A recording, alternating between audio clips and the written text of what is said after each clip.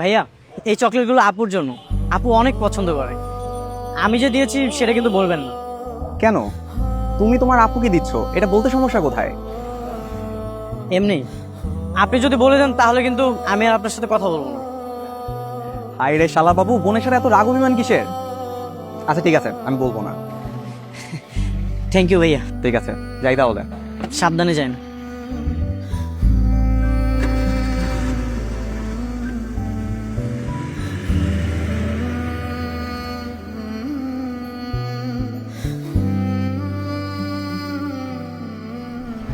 ইরা, তোমার কি জ্বর কমেছে? হ্যাঁ।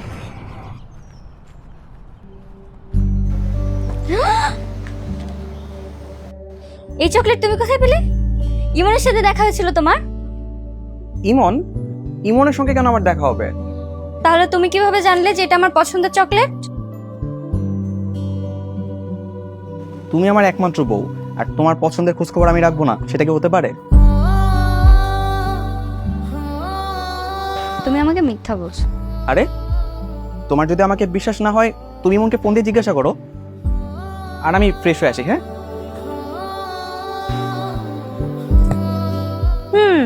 এটা তোরই কাজ, আমি জানি।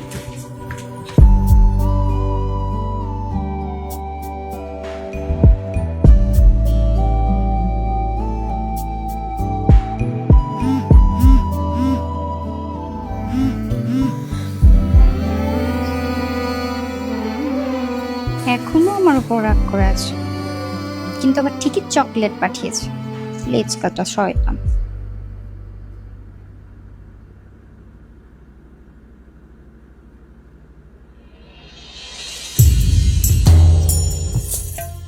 তুই কি আমার ফোন দিবি না? না, ফোন দিব না। ও যদি আর একবার ফোন দেয় তাহলে রিসিভ করবো।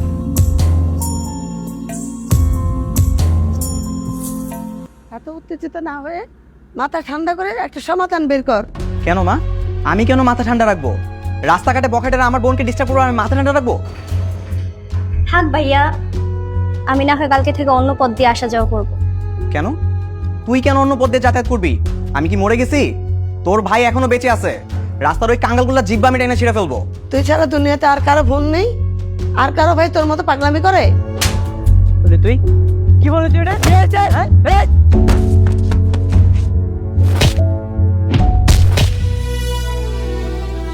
মা, কার ভাই কি করলো সেটা তো আমার দেখা দরকার নাই। আমার বোনের জন্য কি করতেছি সেটা আমার কাছে ইম্পর্টেন্ট। আচ্ছা, কালকে থেকে তুমি আমাকে পৌঁছে দিও, এখন আর এসব নিয়ে কথা বলো না। এই কথাটা যেন তোর মনে থাকে। কোনো বাহানা দিয়ে একা একা বাসা থেকে বেরোবি না। আর ওই বলার আমি রাস্তায় ফেলাই পিটাবো ইচ্ছা মতো।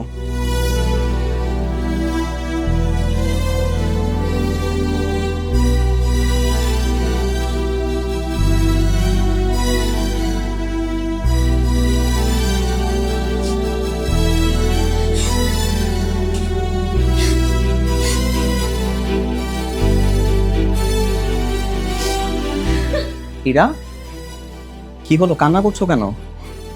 চকলেট নিয়ে মন খারাপ? না, তাহলে কি হয়েছে? কিছু হয় নাই। দেখো, তোমার মনের মধ্যে কি চলছে সেটা আমাকে বলো। তুমি তোমার বোনকে যেভাবে সাহস দিলে না, আমার ভাইও সবসময় আমাকে এভাবে প্রোটেক্ট করতো।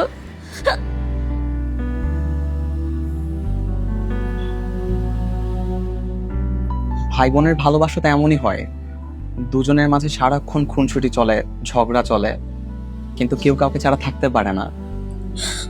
আমার ইমনের কথা খুব মনে পড়ছে, আমি ইমনকে মিস করছি। আমার ওর জন্য কষ্ট হচ্ছে। আচ্ছা শোনো, যদি সত্যি ওর জন্য খুব বেশি কষ্ট হয় তাহলে দেখবা ও খুব জলদি তোমার কাছে চলে আসবে। সত্যি? তুমি কিভাবে জানো?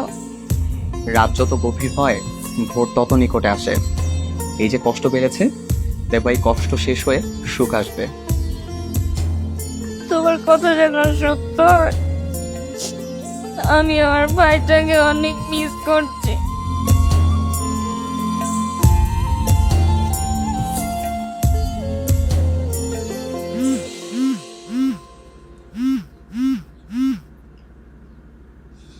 হ্যালো, কে বলছেন? ইমন, আমি শিহাব, তোমার দোলা ভাই। ও ভাইয়া, কেমন আছেন? আমি তো ভালো আছি, কিন্তু তোমার বোনের শরীরটা না খুব একটা ভালো নেই। কি বলছেন ভাইয়া? আপুর কি হয়েছে?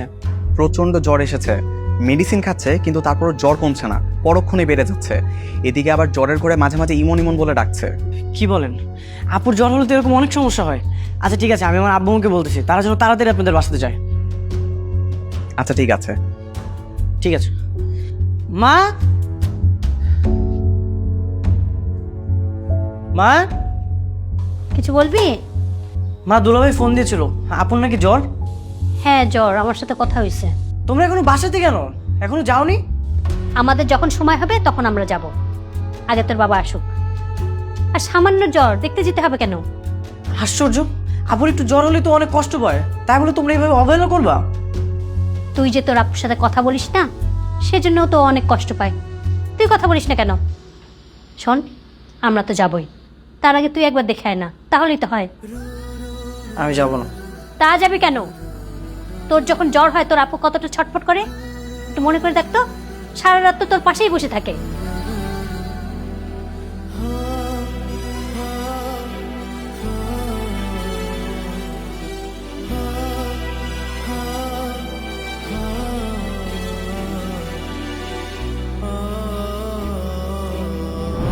বারবার বলি যে বৃষ্টিতে ভিজবি না, বৃষ্টিতে ভিজলে যে জ্বর আসে জানিস না, তবু ভিজতে গেছিস কেন? এই, তুই তো বগল বগল করিস না তো, ভালো মতো মাথায় পানি দে। এই, এত মোড়ামুড়ি করিস কেন? চুপচাপ শুয়ে থাকতে পারিস না? দেখতেছিস না মাথায় পানি দিচ্ছি? তোর মাথায় পানি দিতে হবে না, তুই এখান থেকে যা, আমার আমার চোখের সামনে থেকে যা। ভালো বুঝে সেবা করতে আসছে, আর উনি তেজ দেখাচ্ছে উল্টা আমাকে। বেয়াদব কোথাকার। এক মাকে কিন্তু শীত যায় না। তোর যখন জ্বর হবে না, তখন আমি তোকে দেখে নিব। দেখে নিস, তুই তো দেখবি না, আমি তো তাও দেখতেছি। তোকে দেখবোই না। তোর যখন জ্বর হবে, তোর দিকে আমি ফিরেও তাকাবো না। তা তো আমি খুব ভালো করেই জানি তুমি তাকাবো না। ভাইরা কোনোদিন তাকায়ও না। ওই বোনদের মায়া দয়া আছে বলে এখানে বসে এখনো সেবা করতেছি তোর মতো বেয়াদবকে। একটা কাজ করিস, মরে গেলে যে মাটি দিয়ে রেখে আসিস, ওইটাই ভালো পারবি।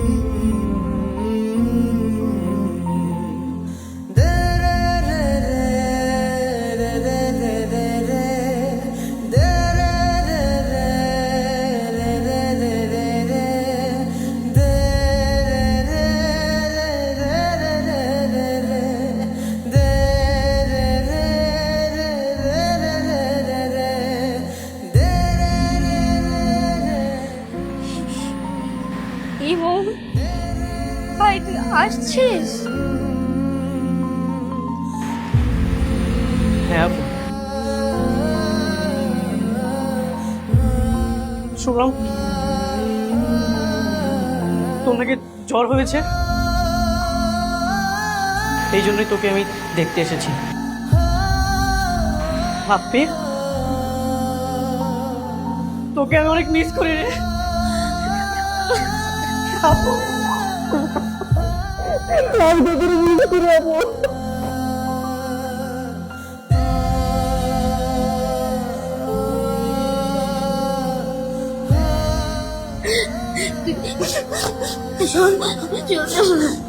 আপু আমার কেউ এত রাগ করে বল?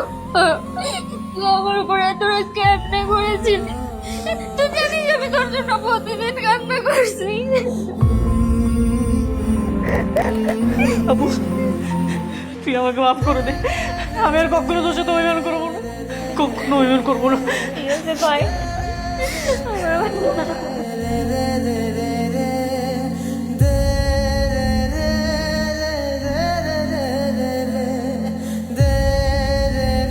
এভাবে দরজায় দাঁড়িয়ে আর কতক্ষণ কান্না করবা? ইমনকে ভিতরে নিয়ে আসো। হ্যাঁ তাই তো, আমার ভাই কতদিন পর আসছে, কাঁদে না ভাই, আসতো। আই ভাই, এখানে বস, বস বস। কি খাবি তুই? হ্যাঁ দাঁড়া, তোর খাওয়ার ব্যবস্থা করে। শোনো না, যাও না একটু বাজারে যাও, বাজার করে নিয়ে আসো। আপু কিচ্ছু করা লাগবে না, তো শরীরে না জ্বর। আরে জ্বর পালাই গেছে, ভাইকে দেখলে আবার জ্বর থাকে নাকি? আমার জ্বর জানাতে পালাই গেছে। তুই কি খাবি? গরুর মাংস, রোস্ট, পোলাও, বিরিয়ানি, কোনটা খাবি? আপু আমি খেতে আসিনি, আমি তোর সাথে একটু কথা বলতে আসছি। জানিস আপু, বাসাতে না আমার অনেক একা লাগে রে, আমার কেউ আমার সাথে ঠিক মতো কথা বলে না। আমি আমি যেখানে যাই সেখানে না তোর স্মৃতি দেখতে পাই। আপু আমি না তোকে অনেক মিস করি রে। আসছে শয়তান একটা, ফোন দিলে ফোনও ধরে না, আবার বলে মিস করে। খুব তো আমার সাথে ঝামেলা করতে, বলতে চলে যা তুই, তুই বিয়ে করে এই বাড়ি থেকে গেলেই আমি বাঁচি। তোর জন্যই তো আমাকে এই বাড়ি থেকে চলে আসতে হয়েছে, আর এখন আসছে মিস করতে। এখন তুমি শান্তিতে আসো না? শোন, বড় বোন সব সময় মায়ের মতো হয়, মায়ের মতো আগলে রাখে। ভাইও কিন্তু ছায়ের মতো হয়, তোর জন্য কত মায়ের খেয়েছি না জানিস আপু। যখন আমি পিৎজা খেতে যাই তখনই তোর কথা মনে পড়ে, এই জন্য তো এখন আমি পিৎজাই খাই না। কি বলিস ভাই, তুই আমার জন্য পিৎজা খাস না? পিৎজা না তোর পছন্দের? দাঁড়া, তোর পিৎজা খাওয়ার ব্যবস্থা কর। তোমাকে আর বলতে হবে না, আমি অলরেডি 2টো পিৎজা অর্ডার করে দিয়েছি। তোমরা আরো বেশি করে কান্নাকাটি করো, কান্না করতে করতে যখন ক্ষুধা লেগে যাবে তারপর পেট ভরে পিৎজা খেও। আমি আর কান্নাকাটি করতেছি না, আমার ভাইও করবে না, তাই না ভাই? হ্যাঁ, তুই কিন্তু 1 সপ্তাহ আমার বাসায় থেকে যাবি, আমি 1 সপ্তাহ আগে তোকে যেতেই দেবো না, ঠিক আছে? ঠিক আছে আপু। ওকে ভাই।